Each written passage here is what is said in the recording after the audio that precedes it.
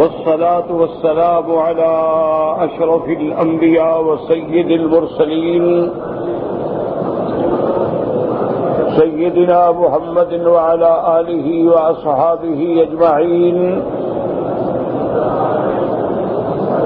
اللهم صل على سيدنا محمد وعلى آل سيدنا محمد كما صليت على إبراهيم وعلى آل إبراهيم في العالمين إنك حميد مجيد. أعوذ بالله من الشيطان الرجيم. بسم الله الرحمن الرحيم. فآمن له لوط وقال إني مهاجر إلى ربي إنه هو العزيز الحكيم. ووهبنا له إسحاق ويعقوب وجعلنا في ذريته النبوة والكتاب وآتيناه أجره في الدنيا وإنه في الآخرة لمن الصالحين.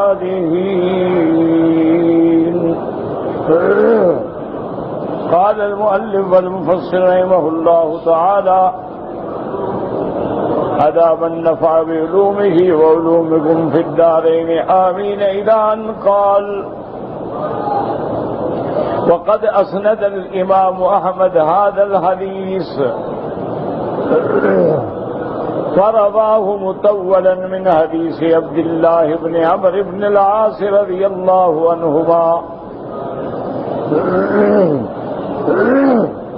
قال: حدثنا عبد الرزاق قال: أخبرنا معمر عن قتادة عن شهر بن حوشب قال: لما جاءتنا بيت يزيد بن معاوية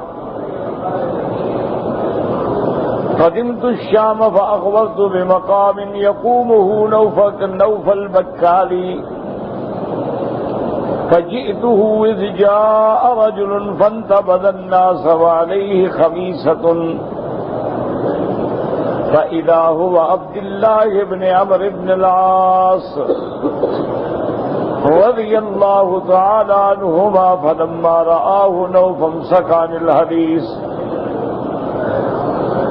فقال عبد الله: سمعت رسول الله صلى الله عليه وسلم يقول: إنها ستكون هجرة بعد هجرة وينهاز الناس إلى مهاجر إبراهيم لا يبقى في الأرض إلا شرار أهلها فتلفظهم أرضهم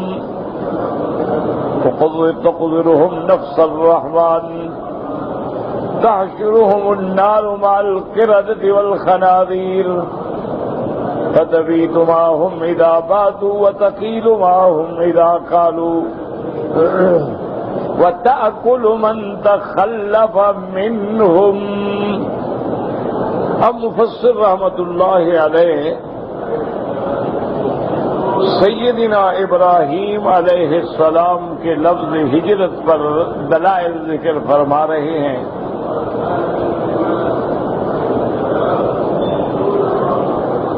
فرماتے ہیں کہ امام احمد رحمت اللہ علیہ نے اس واقعے کو بڑی تفصیل حدیث سے ذکر فرمایا ہے.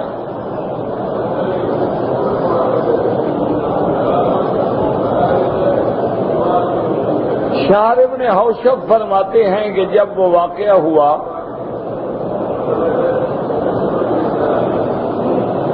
کہ یزید ابن معاویہ کی بیعت کا سلسلہ شروع ہوا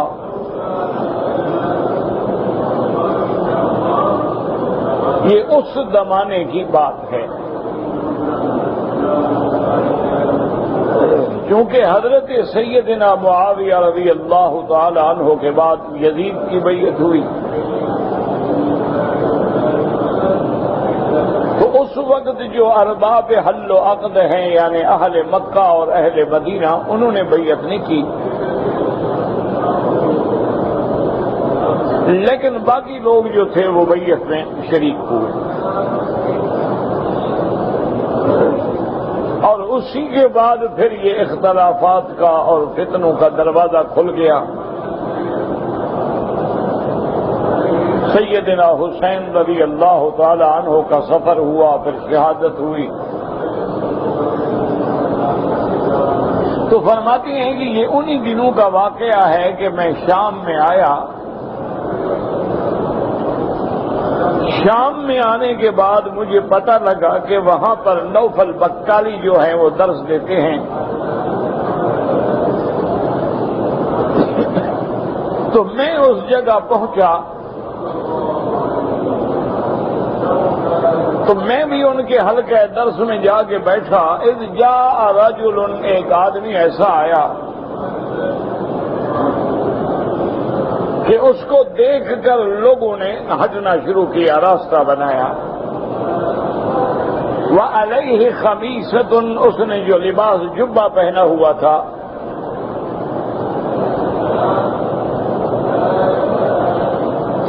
میں نے جب دیکھا کہ یہ کون بندہ ہے تو معلوم ہوا کہ حضرت عبداللہ ابن عمرو بن العاص ہیں رضی اللہ عنہ۔ اور نوفل بکالی نے بھی جب دیکھا کہ آنے والے حضرت عبداللہ بن عمرو بن العاص صحابی جلیل ہیں تو انہوں نے اپنی بات بند کر دی۔ پھر حضرت عبداللہ نے حدیث رسول اللہ صلی اللہ علیہ وسلم سنائی۔ انہوں نے فرمایا کہ میں نے سنا ہے حضور صلی اللہ علیہ وسلم نے فرمایا کہ سب سے پہلے جو حضرت ابراہیم علیہ السلام نے ہجرت کی تھی، بلاد کوفہ سے آپ نے شام کی طرف ہجرت کی، اور اللہ کی شان ہے کہ اس علاقے کو اللہ نے بڑے عظیم نوازشات سے بھی نوازا ہے اور امتحانوں سے بھی نوازا ہے۔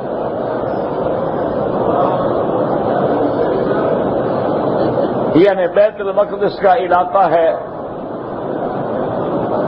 اسی طرح بیت المقدس کے ارد گرد کا علاقہ ہے، یہ بڑا عظیم الشان علاقہ بھی ہے اور وہاں امتحان بھی بڑے گزرے۔ عظیم الشان تو اس لیے اللہ نے خود قرآن میں فرما دیا ہے الی المسجد الاقصی الذی بارکنا حولہ، کہ رحمت دو عالم کو جب اسراء ہوا اس کے بعد معراج ہوا تو آپ کا سفر جو ہے وہ مسجد الحرام سے شروع ہوا اور مسجد اقصی تک گیا۔ اللہ فرماتے ہیں یہ وہ مسجد ہے الذی بارکنا حولہ، جس کے ارد گرد میں ہم نے برکتیں رکھی، اور وہ برکتیں ظاہری بھی ہیں، وہ برکتیں باطنی بھی ہیں۔ ظاہری برکتیں ہیں کہ بڑا خوشنما علاقہ ہے، بڑے سرسبز وہاں پہاڑ ہیں، عظیم الشان پھل ہیں اور عظیم الشان باغات ہیں اور پانی کے چشمے ہیں، اور باطنی برکتیں یہ ہیں کہ یہ معدن الانبیاء ہے، وہاں اللہ کے بڑے انبیاء ہیں، اور یہ وہ جگہ ہے کہ جہاں اللہ نے تمام انبیاء حضرت آدم سے لے کر سیدنا عیسیٰ علیہ السلام کو ایک وقت میں جمع کیا حضور صلی اللہ علیہ وسلم کے استقبال کے لیے۔ تمام انبیاء علیہم السلام کا ایک جگہ میں جمع ہونا اور کسی جگہ ثابت نہیں۔ آسمانوں میں بھی انبیاء کی ملاقات ہے، لیکن پہلا، دوسرا، تیسرا، چوتھا، لیکن مسجد الاقصی جو ہے یہ اس طرح شان والی مسجد ہے کہ جہاں اللہ نے سارے پیغمبر ایک دفعہ اکٹھے کر دیے۔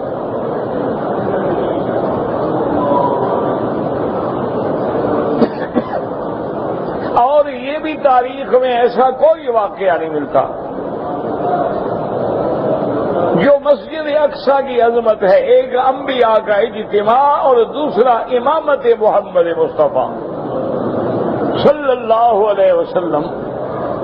حضور نے تو مکے میں بھی امامت فرمائی، آپ نے مدینے میں بھی فرمائی، خیبر میں بھی فرمائی، تبوک میں بھی فرمائی، بدر میں بھی فرمائی، لیکن یہ واقعہ کسی جگہ نہیں ملتا کہ 1,24,000 پیغمبر پیچھے کھڑا۔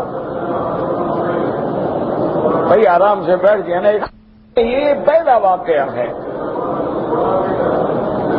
اس مسجد کو اللہ نے ایسی شان بخشی کہ ایک تو قبلہ انبیاء ہے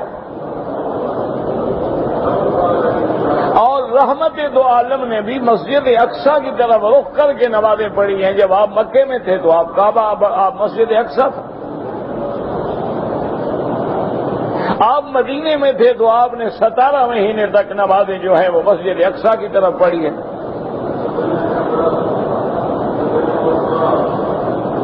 تو ایک تو یہ ہے کہ قبلہ انبیاء، اور دوسری شان یہ ہے کہ حضور کے اسراء کی انتہا، کہ مسجد الحرام سے ابتدا اور مسجد اقصی میں انتہا، اور تیسرا شرف یہ ملا کہ تمام انبیاء اس مسجد میں اکٹھے ہوئے اور ان کو امامت کا مقام اور شرف جو ہے وہ امام الانبیاء محمد مصطفیٰ کو ملا علیہم الصلوات والتسلیم۔ تو یہ اور واقعہ ایسا کسی مسجد میں پیش نہیں آیا۔ اسی طرح آپ دیکھیں کہ آسمانوں کا سفر جو ہے وہ بھی مسجد اقصی سے شروع ہوا،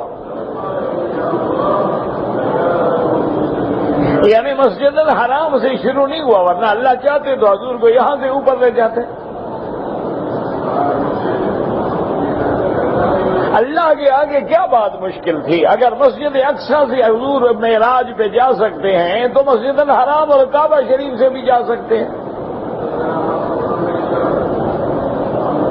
لیکن یہ اشارہ تھا کہ عروج جو ہے میرے مدنی محمد مصطفیٰ کا وہ وہاں سے شروع ہوگا، اور ابتدا مسجد الحرام سے ہوگی اور انتہا مسجد اقصی پہ ہوگی، کیونکہ قیامت بھی وہی قائم ہونی ہے، میدان حشر بھی وہی ہوگا۔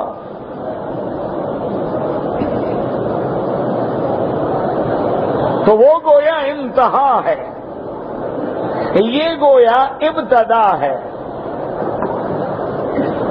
ہر چیز کی ایک ابتدا ہوتی ہے اور ایک انتہا ہوتی ہے۔ جب زمین بچھائی گئی تو سب سے پہلے یہی کعبہ رکھا گیا،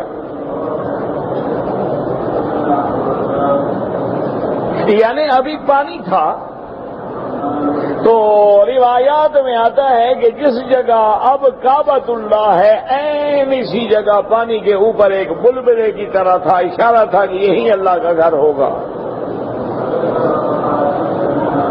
پھر اللہ نے اپنی قدرت سے اس پانی کو گاڑھا کر دیا، پھر وہ پانی گاڑھا ہوتے ہوتے ہوتے ہوتے جیسے آپ یعنی آٹا بناتے ہیں اس طرح منجمد ہو گیا، پھر اس کو گول بنا دیا گیا، پھر آسمان کھڑے کیے گئے، پھر زمین کو بچھایا گیا۔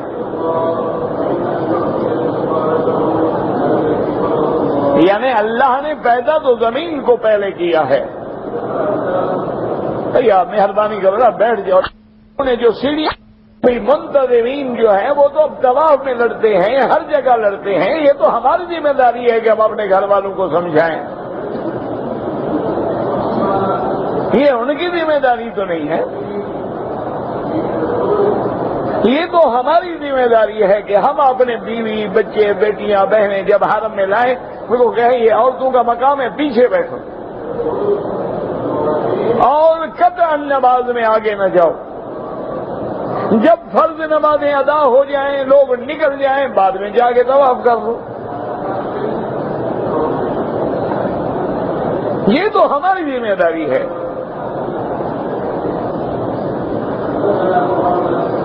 بہرحال انا للہ و انا الیہ راجعون۔ ایک معاشرہ ہے ہمارا ایک بھیڑ چال چل پڑا ہے، وہ بھیڑوں کا گلا جا رہا ہونا، جدھر ایک بھیڑ جائے گی دوسری بھی ادھر جائے گی، چاہے اگلی بھیڑ جو ہے کنویں میں گر جائے، جائے جہنم میں گر جائے، پیچھے والے بھی وہی آئیں گے۔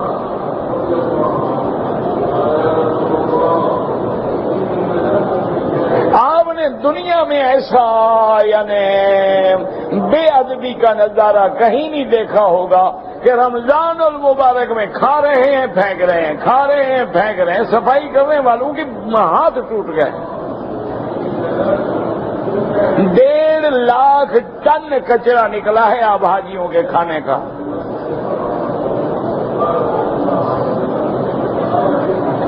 کھجور کھا رہے ہیں وہیں پھینک رہے ہیں، قالین ہے قالین کے نیچے ڈال دی، پانی پیا ہے بچ گیا ہے وہیں پھینک دیا۔ کوئی پتہ نہیں کہ ہم مسجد الحرام میں ہیں، کعبے میں بیٹھے ہیں، ہم افطار کریں، باقی کو پیک کریں، ساتھ لے جائیں، باہر جا کے ڈبے میں پھینکیں۔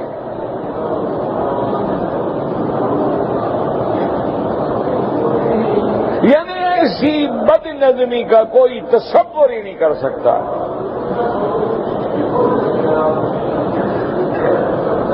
تو استاد سمجھیں کہ ابتدائے عالم جو ہے، مرکز ارض جو ہے وہ اللہ کا کعبہ ہے۔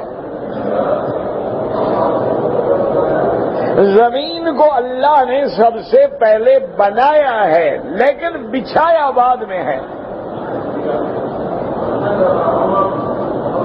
یعنی بنایا تو پہلے گیا۔ جیسے آٹا آپ نے دیکھا نا، آٹا گوندھ کے پیڑے بنا کے عورتیں رکھ لیتی ہیں، خمیر آ جائے، آٹا ٹھیک ہو جائے، بعد میں اس کو روٹی بنا دیتی ہیں۔ اسی طرح زمین کو پیدا پہلے کیا گیا اور یہ ایک کرے کی شکل میں اس کو چھوڑ دیا گیا، پھر اللہ نے آسمان بنائے، والارض بعد ذلک دحاہا، اللہ نے اس کے بعد زمین کو بچھایا۔ اور جب زمین بچھائی گئی تو اس کا مرکز جو ہے، مرکز اللہ کا ایک کعبہ ہے۔ تو گویا ابتدا اللہ کا گھر ہے، اسی لیے قرآن کہتا ہے کہ اول بیت وضع للناس، اور وہ مسجد اقصی ہے، یعنی یہ ابتدا ہے وہ انتہا ہے۔ اسی طرح حضور کے سفر کی ابتدا بھی من المسجد الحرام الى المسجد الاقصی، ابتدا مسجد الحرام، انتہا مسجد اقصی۔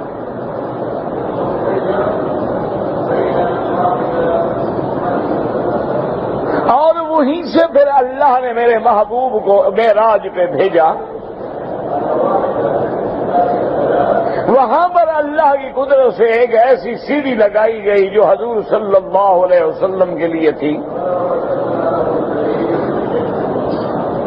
اور آج تو اس کا سمجھنا بڑا آسان ہے۔ آپ نے دیکھا ہے کہ انسانوں نے لفٹ بنا لی ہے، انسانوں نے سیڑھیاں بنا لی ہیں، ایکسیلیٹر بنا لیے ہیں، کھڑے ہو جائیں سیڑھی خود بخود جا رہی ہے۔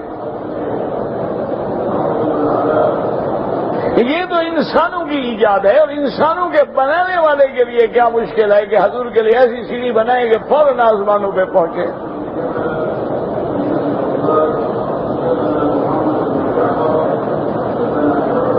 تو وہاں سے عروج ہوا، معراج ہوا، وہاں پھر حضور اترے، وہاں پر آپ کا استقبال بھی ہوا اور انبیاء نے الوداع بھی کہا۔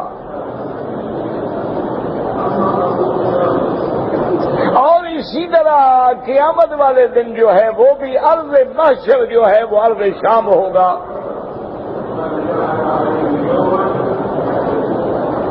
اور حضور صلی اللہ علیہ وسلم فرماتے ہیں کہ میں اہل مکہ اور اہل مدینہ کو لے کے ارض محشر کی طرف روانہ ہوں گا،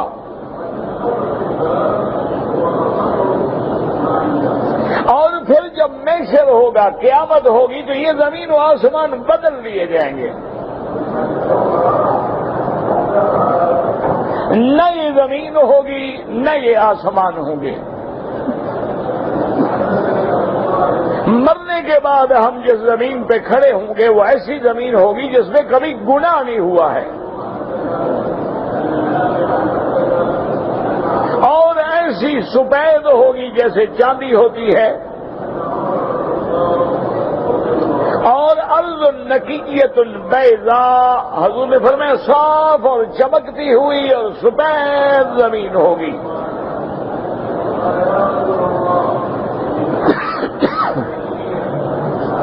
اور یہ چاند تارے سب جھڑ جائیں گے، یہ آسمان بدل جائیں گے، کیونکہ یہ تو فنا کے لیے ہیں، یعنی یہ تو بنے ہی ٹوٹنے کے لیے ہیں۔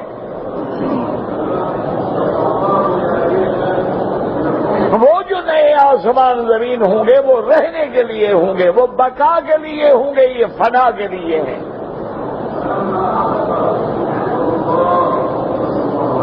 اسی لیے قرآن کہتے ہیں یوم تبدل الارض غیر الارض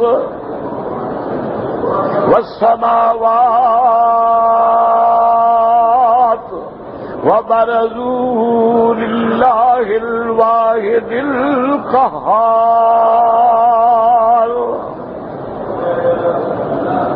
اللہ فرماتے ہیں کہ جس دن میرا مدنی آپ دیکھیں گے کہ یہ زمینیں اللہ بدل دیں گے، آسمان بدل دیں گے، اور ہر چیز اللہ کے دربار میں واضح ظاہر کھڑی ہوگی، کوئی چھپنے کی جگہ بھی نہیں۔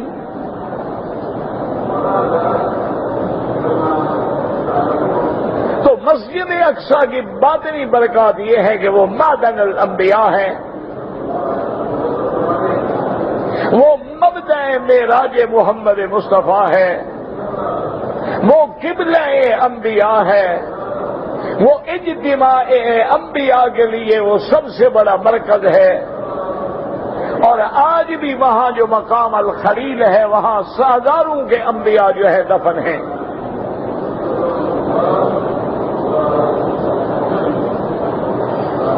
تو اس لیے حضور صلی اللہ علیہ وسلم نے فرمایا ستکون ہجرتاً بعد ہجرہ، یہ ہجرت تو ہوتی آئے گی حضرت ابراہیم کے زمانے سے،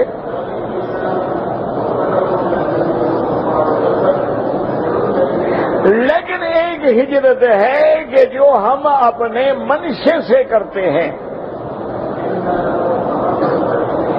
اور ایک وقت وہ بھی آ جائے گا کہ جب ہر حال میں اللہ اپنے بندوں کو وہاں پہنچائیں گے۔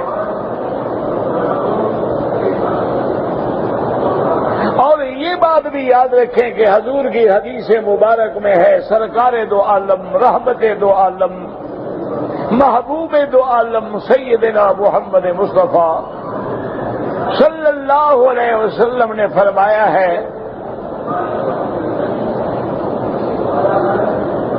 کہ قیامت اس وقت ہوگی جب زمین میں کوئی اللہ والا بندہ نہیں رہے گا، ایمان والا نہیں رہے گا، جو بچیں گے وہ سارے شرار الخلق ہوں گے، وہ کافر ہوں گے، فاجر ہوں گے، برے لوگ۔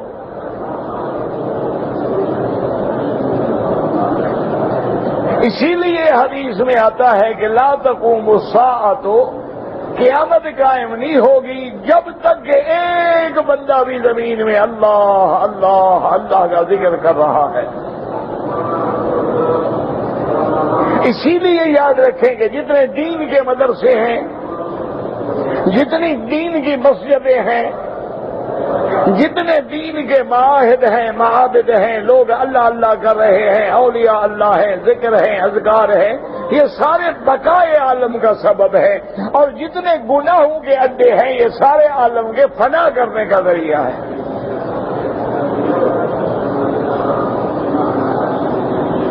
اب ایک محلے میں مسجد ہے، آپ نماز نہیں پڑھتے ہیں، اللہ معاف کرے، اللہ ہدایت دے، لیکن وہاں نماز تو ہو رہی ہے، اللہ کا ذکر ہو رہا ہے، آپ بھی بچے ہوئے ہیں۔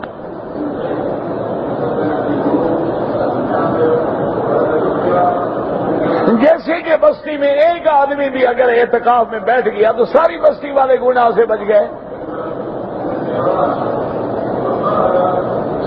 تو اسی طرح یہ جو مدارس ہیں، کہیں بخاری پڑھائی جا رہی ہے، کہیں قرآن پڑھایا جا رہا ہے، کہیں اولیاء اللہ ہیں، ذکر ہو رہا ہے، کہیں نماز ہو رہی ہے، کہیں عبادت ہو رہی ہے، یہ ساری چیزیں جو ہیں بقائے عالم کی دلیل ہیں۔ تو جب اس اسی طرح ایک حدیث پاک میں آتا ہے، میرے آقا رحمت دو عالم نے فرمایا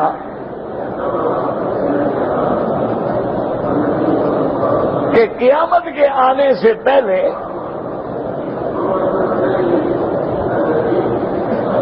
ایک ایسی ہوا چلے گی اللہ کی قدرت سے کہ اس ہوا کے چلنے سے تمام ایمان والے جو ہیں ان پہ موت آ جائے گی.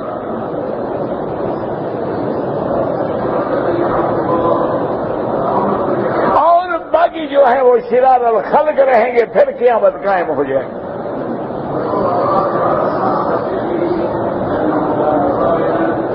حضور نے فرمایا کہ پھر ان کو چلانے کے لیے اللہ ایک آگ پیدا کریں گے.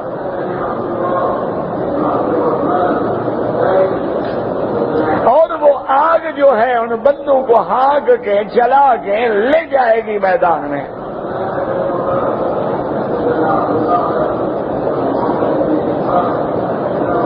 اور وہ آگ اللہ کے احکام کی ایسی پابند ہوگی کہ جہاں یہ لوگ رات کو رہیں گے آگ بھی رک جائے گی، جہاں دن کو رکیں گے آگ بھی رک جائے گی، چلیں گے آگ چل پڑے گی. وہ تو آگ ہنکانے کے لیے ہے نا، چلا رہی ہے. اللہ چاہے تو کام ہواؤں سے لے لیں، اللہ چاہے تو آگ سے لے لیں. آپ تو کام لیتے ہیں نا نوکروں سے، سیکورٹی گارڈ سے، گن مینوں سے. اللہ کے تو سب کچھ تابع. ہوا کو حکم دیا چلو ٹھیک ہے، آگ کو حکم دیا چلو ٹھیک ہے.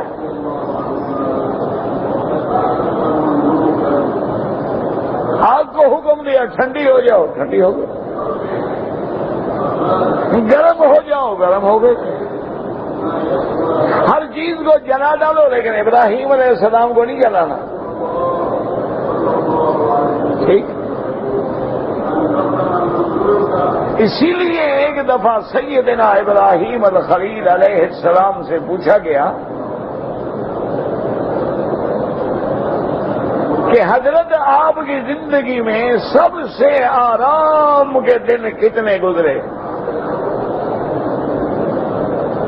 آپ نے فرمایا اگر صحیح پوچھتے ہو تو میرے لیے سب سے آرام کے، آسائش کے، راحت کے وہ دن تھے جو میں نے آگ میں گزارے تھے. آگ میں بھی راحت مل سکتی ہے لیکن اللہ چاہے اس کی مرضی.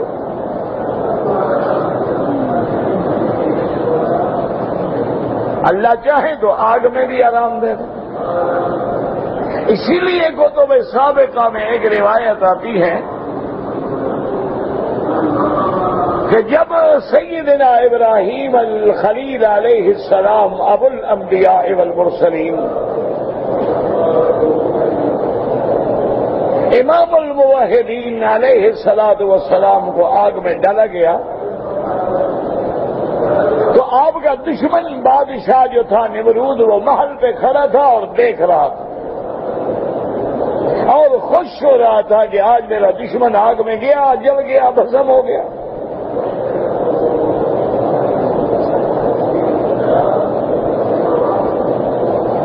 اللہ تبارک و تعالی نے ملائکہ کو حکم دیا کہ دشمن اسلام، دشمن ابراہیم خوش ہو رہا ہے کہ ابراہیم جل گیا ہے، ذرا آگ کے پردے ہٹا دو، اس کو دیکھنے دو کہ میرا خلیل مزے میں بیٹھا ہے یا جل گیا ہے.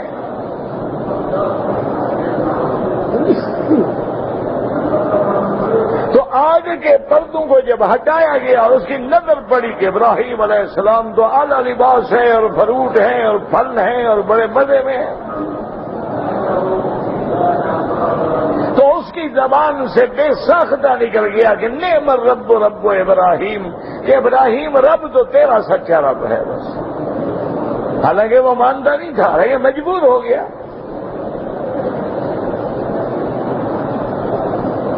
تو اس لیے وہ آگ ان کو چلا کے لے جائے گی اور پھر آگ ہی ان کو اس مقام پہ پہنچائے گی اور جو اس حکم کی خلاف ورزی کرے گا اس کو آگ جلا ڈالے گی، وہ ختم ہو جائے. تو اسی لیے مفسر رحمت اللہ علیہ فرماتے ہیں کہ حضرت عبداللہ ابن عمرو ابن العاص جو صحابی جلیل ہیں، انہوں نے روایت کی کہ حضور صلی اللہ علیہ وسلم نے فرمایا کہ انہا ستکون ہجرتن بعد ہجرہ، آپ نے فرمایا ہجرت کے بعد ہجرت ہوتی رہے گی، فَيَنْهَازَ النَّاسُ إِلَىٰ مَهَاجَرَ إِبْرَاهِيمَ، آخر لوگ جو ہیں وہ اس مقام پہ آئیں گے جہاں ہجرت کر کے حضرت ابراہیم تشریف لے گئے، لا يبقى في الارض الا شرار اهلها، اور زمین میں باقی وہی لوگ رہیں گے جو اشرار ہیں، ان کو زمین جو ہے نکالے گی اور پھینکے گی، اور آگ ان کے ساتھ جلے گی، اور وہ جب جلائے جائیں گے تو جنگل کے جانور بھی، خنازیر بھی اور بندر بھی ان کے ساتھ چلیں گے، فَتَبِيتُ مَعَهُمْ إِذَا بَاتُوا، وہ آگ جو ہے جہاں وہ رات ہوگی وہ بھی ٹھہر جائیں گے۔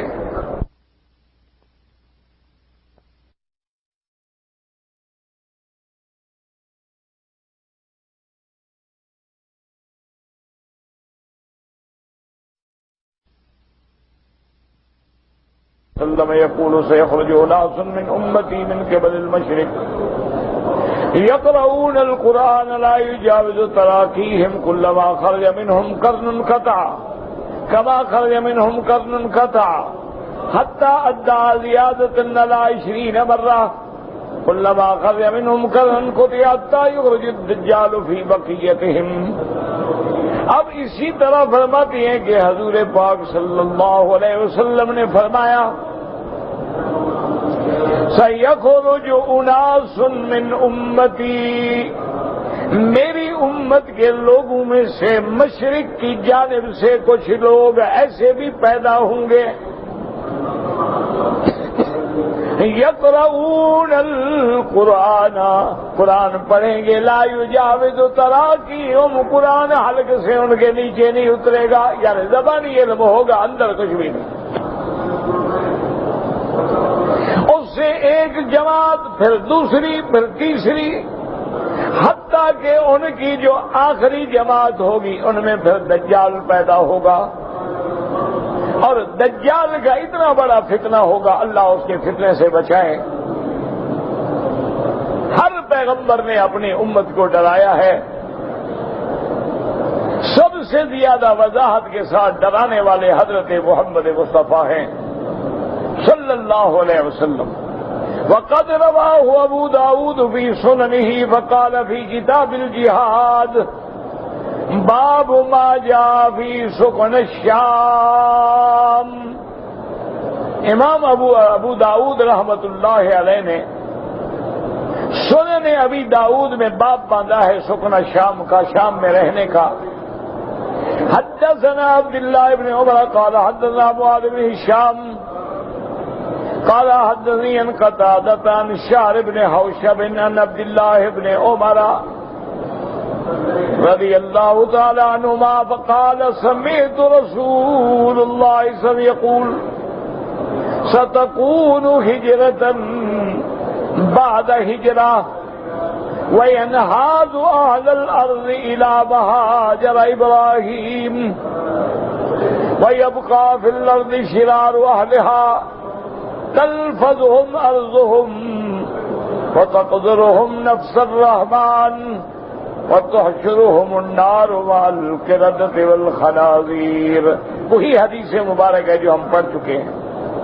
وقال الامام احمد حدثنا يزيد قال اخبرنا ابو جناب يحيى ابن ابي حية عن شعر بن حوشب قال سمعت عبد الله بن عمرو يقول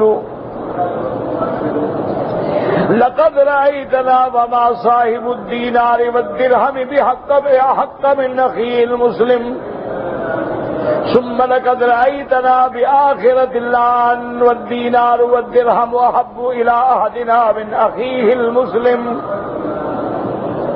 وسمعت رسول الله صلى الله عليه وسلم يقول لئن انتم اتبعتم اذناب البقر وتبايعتم بالعينة وتركتم الجهاد في سبيل الله ليلزمنكم الله مذلة في أعناقكم لا تنزوا منكم حتى ترجعوا إلى ما كنتم عليه وتتوبوا إلى الله تعالى.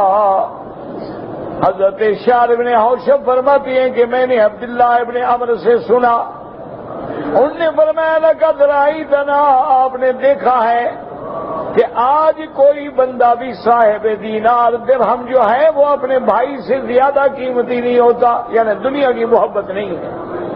ایک وقت آ جائے گا کہ دینار و درہم زیادہ عزیز ہوں گے دوستی سے. اور اسی طرح حضور نے فرمایا کہ جب تم لوگوں نے بیلوں کی دم پکڑ لی، یعنی کاشت میں لگ گئے، زراعت میں لگ گئے، دنیا دین چھوڑ دیا، جہاد چھوڑ دیا،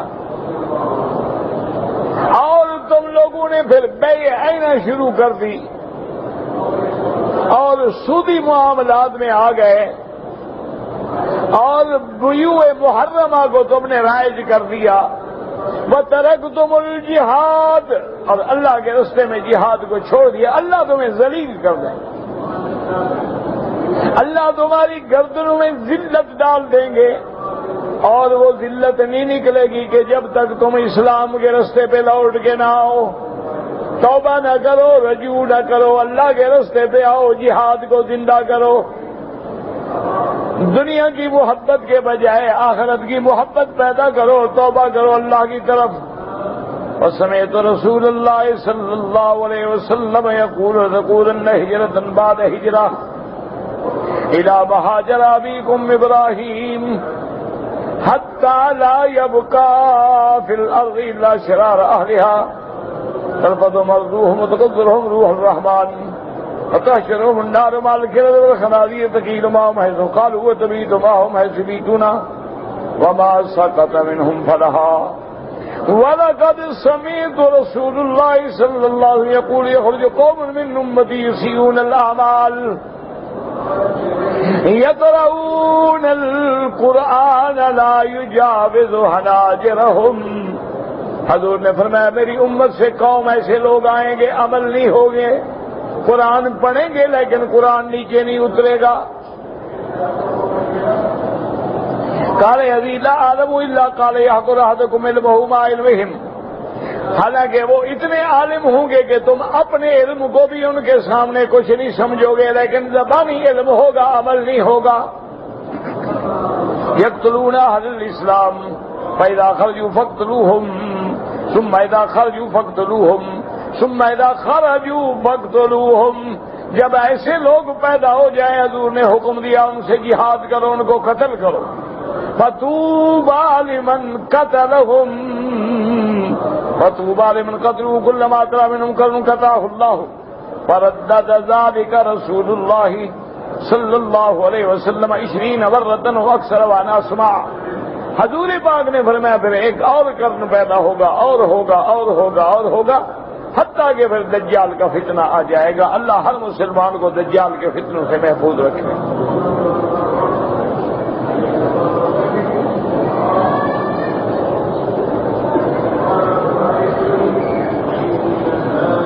انشاءاللہ کل درس نہیں ہوگا، پرسوں ہوگا، چونکہ مدینہ منورہ میں ہمارے ایک رباط کا معاملہ ہے.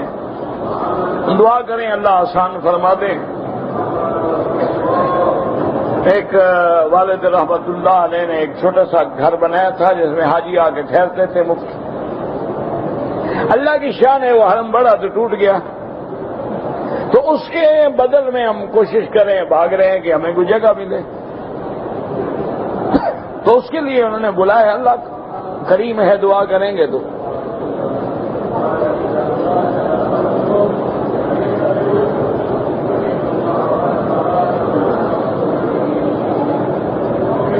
اگر ایک آدمی نے عمرہ کیا ہے، سارے احکام پورے کر لیے، طواف کر لیا، صفا مروہ دوڑ لیا، بال نہیں کٹوائے، مرد ہے یا عورت،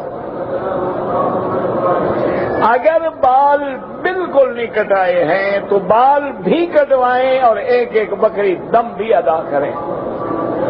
اگر 2-4 گھنٹے کے بعد کسی نے بتلا دیا، یاد آ گیا، سمجھ آ گیا، کٹوا دیے تو پھر دم نہیں پڑے گی.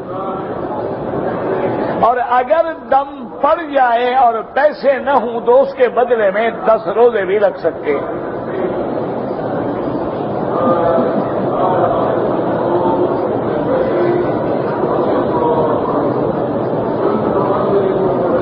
بہرحال رمضان المبارک کے مہینے کے بعد جو لوگ مقیم ہیں مکہ کے، ان کے لیے افضل یہ ہے کہ وہ حج افراد کریں. حج تمتع اور قران ان کے لیے ہوتا ہے جو لوگ باہر سے آتے ہیں. لیکن اگر کوئی آدمی چھٹی پہ چلا گیا، عمرہ کر لیا، اس کا بھی تمتع ہو جائے گا. اگر حج کرے گا، حج نہ کرے کوئی بات نہیں. اب ایک آدمی عمرہ کرتا ہے، چلا گیا، چلا جائے.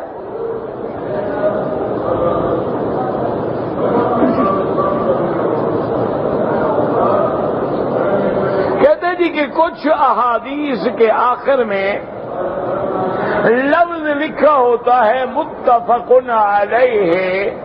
اس سے کیا مراد ہے؟ میرا بھائی، جب آپ کو یہ علم نہ ہو تو بلا وجہ دخل نہ دیا کریں. یہ باقاعدہ ہے کہ علم ہے. مانا ہوتا ہے امام بخاری اور امام مسلم دونوں اس حدیث کی صحت پہ متفق ہیں. تو یہ مصطلحات ہیں کہ متفق علیہ ہے. افردہ البخاری، افردہ امام مسلم، اخرجہ اصحاب السنن، اخرجہ اصحاب المصنفات. صحیح ہے، حدیث حسن ہے، حسن لذات ہی ہے، حسن لغیر ہی ہے، معضل ہے، منقطع ہے، مرسل ہے، متواتر ہے، مشہور ہے. تو یہ علماء کا کام ہے. آپ اتنا کریں جتنا آپ کی سمجھ ہے. ایسا نہ ہو کہ جو پہلا ایمان ہے وہ بھی دے بیٹھو.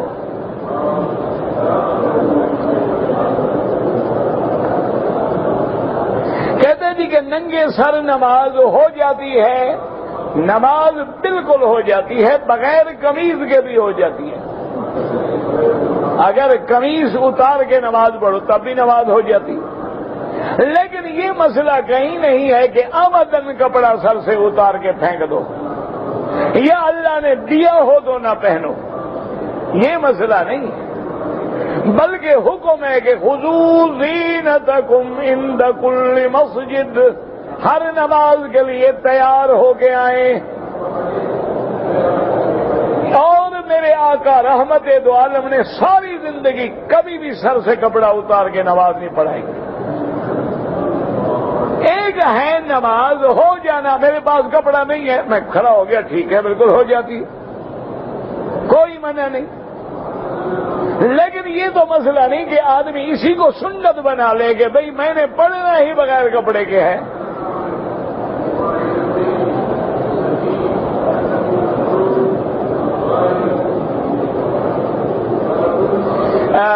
سوال جو ہیں صحابہ کرام کے، ان کے عدد اللہ عالم. ویسے آپ دیکھیں قرآن پاک میں جہاں سوال ہے، بعض مفسرین نے شاید لکھا ہو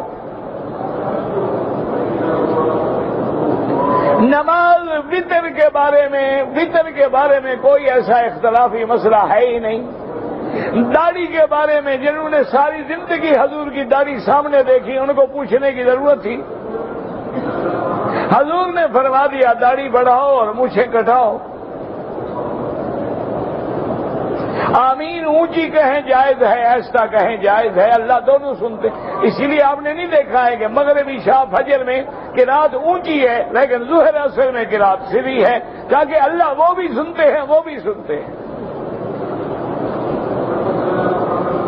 نہیں، آخر 1400 سال تو گزر گئے، کب تک امت کو آمین پہ لڑاؤ گے؟ نہیں، ایک ٹھنڈے کوئی ایسا مسئلہ نہیں. ایک آدمی نے آمین کہا ٹھیک ہے، آمین کہا ٹھیک ہے، ایسا کہا ٹھیک ہے، زور سے کہا ٹھیک ہے، کیونکہ اللہ تو دونوں سن رہے ہیں نا، زور والے کی بھی سن رہے ہیں، ایسا والے کی بھی. یہ تو علماء کا ایک تحقیق ہے کہ بعض علماء فرماتے ہیں کہ آمین کا معنی ہوتا ہے اللہم استجب، اللہ اس دعا کو قبول فرما، تو یہ دعا کا حصہ ہے۔ اور دعا کے بارے میں قرآن میں ہے کہ دعا ہمیشہ آہستہ کیا کرو۔ تو یہ تو ایک علمی مسئلہ ہے، لیکن ہم کب تک لڑاتے رہیں گے امت کو؟ اب یہی باقی مسئلے رہ گئے۔ کفر اسلام کو مٹانے کے در پہ ہے۔ کفر ہر جگہ اسلام پہ، ظاہری بھی، باطنی بھی، اسلحے سے بھی، قلم سے بھی، میڈیا سے بھی، رات دن اسلام کو بدنام کرنے پہ لگا ہوا ہے۔ اور ہم انہی مسئلوں میں اگر الجھے رہے تو پھر کیا ہوگا؟ آپ کو اللہ نے اگر قلم کی طاقت دی ہے، آپ کو اللہ نے اگر خطابت دی ہے، آپ کو اللہ نے اگر مدرس بنایا ہے، تو امت کو ملاؤ اور کافروں کے حملوں کا جواب دو۔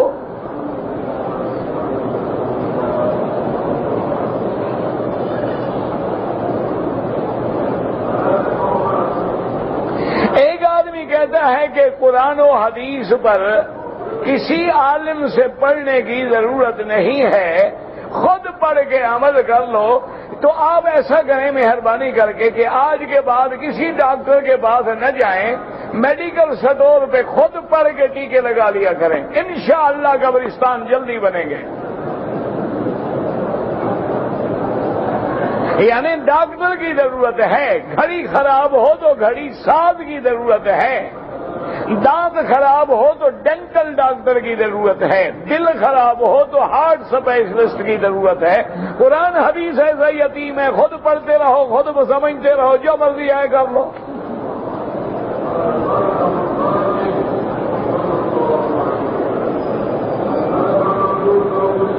زکوٰۃ رمضان میں ادا کریں تو زیادہ ثواب ہے۔ یہ معنی نہیں ہے کہ رمضان کے علاوہ زکوٰۃ دیں بھی نہ، آپ کی مرضی ہے، رجب میں دیں، شعبان میں دیں، رمضان میں دیں، شوال میں دیں، جب چاہیں دیں، لیکن رمضان میں ایک فرض جو ہے 70 گنا بڑھ جاتا ہے۔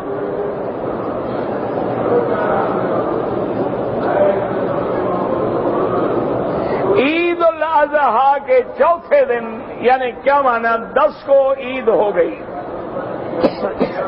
آپ نے 11، 12، 13 یا اس کے بعد چوتھا دن تو 14 ہو گئی۔ بہرحال امام ابو حنیفہ رحمت اللہ علیہ کے نزدیک قربانی کے ایام جو ہیں وہ 10، 11، 12 ہیں، اور بعض علماء کے نزدیک 13واں دن جو ہے وہ بھی قربانی کا دن ہے۔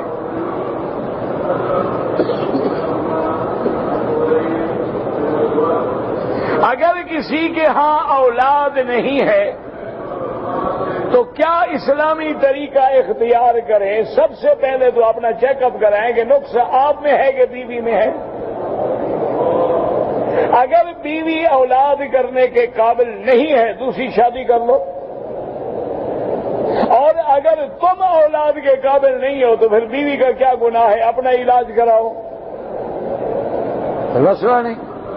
آج کل میڈیکل بہت ترقی کر گیا ہے، سارے ٹیسٹ ہو جاتے ہیں، فیصلہ ہو جاتا ہے کہ نقص کس میں ہے۔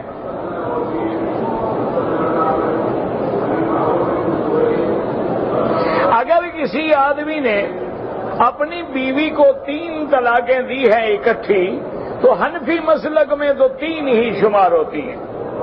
البتہ بعض علماء اہل حدیث جو ہیں ایک مجلس میں 3 طلاق کو ایک شمار کرتے ہیں۔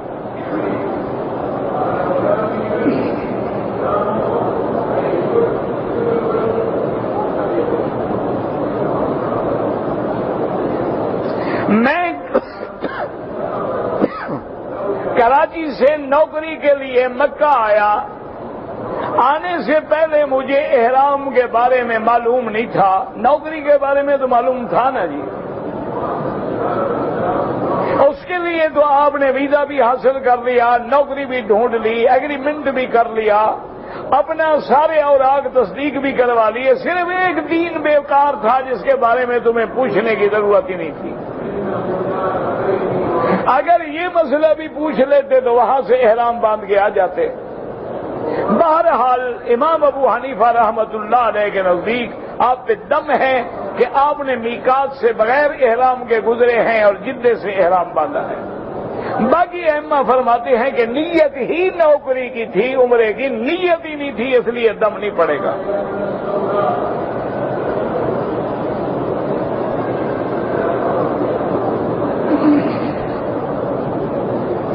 بہرحال جن لوگوں نے پاکستان میں روزے شروع کیے اور پھر وہ مکہ مکرمہ میں آ گئے، ان کے 2 روزے کم ہیں، وہ پورے کریں گے۔ 28 کا مہینہ نہیں ہوتا، چونکہ یہاں 30 روزے ہوئے ہیں، آپ اسی کے حکم کے تابع ہیں، لہذا 2 روزے رکھ کے 30 پورے کریں۔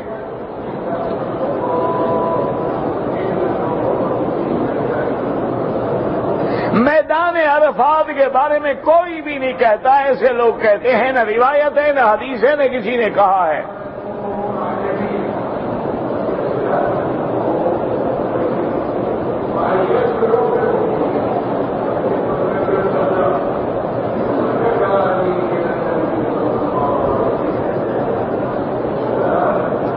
کہتے جی والدین کو اور بیوی کو عمرے پر بلانے کی تمنا ہے، مگر تینوں کو اکٹھا بلانے کے لیے میرے پاس خرچہ نہیں ہے، تو اگر والدین کو نہ بلاؤں اور بیوی کو بلاؤں، آپ نے بلانا ہی بیوی کو ہے بھائی، مسئلے پوچھنے کی کیا ضرورت ہے؟ اب والدین کس کام کے رہے؟ آئیں گے کھانسیں گے، بوڑھے آدمی ہیں، تنگ کریں گے تمہیں۔ بیوی کو بلاؤ، تمہیں بھی فائدہ ہے، اس کا بھی فائدہ ہے۔ بہرحال یہ تمہاری مرضی ہے، بیوی کا بلانا شرعاً ضروری ہے، آپ اس کو بلائیں۔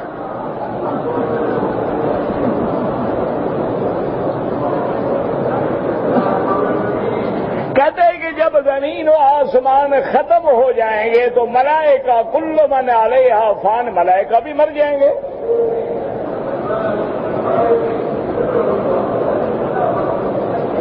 اللہ نے آگ سے سیدنا ابراہیم علیہ السلام کو نکالا ہے، لیکن قرآن پاک نے یہ نہیں بتایا کہ کتنے دن رہے، بس فرمایا یا نار کونی بردن و سلاما علی ابراہیم۔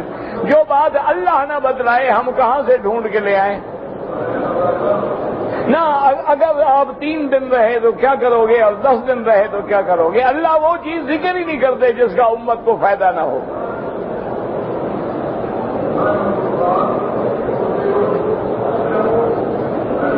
اگر کسی عزیز کے نام کے لیے عمرہ کیا، عمرہ کر کے دعا کرو اللہ اس کو ثواب دے۔ یہی طریقہ بہتر ہوتا ہے، عمرہ کر لیں، طواف کر لیں اپنے لیے، جب فارغ ہو جائیں تو دعا کریں کہ یا اللہ اس کا ثواب میرے فلاں عزیز کو عطا فرما۔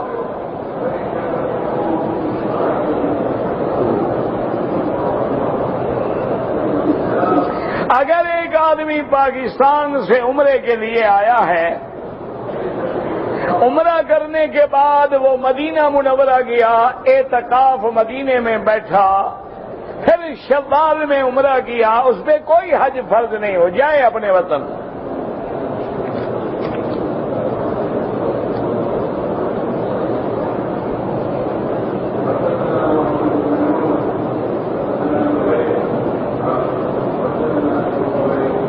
کہتے جی میری بیوی بیمار ہے، رمضان المبارک کے روزے رکھنے سے قاصر ہے۔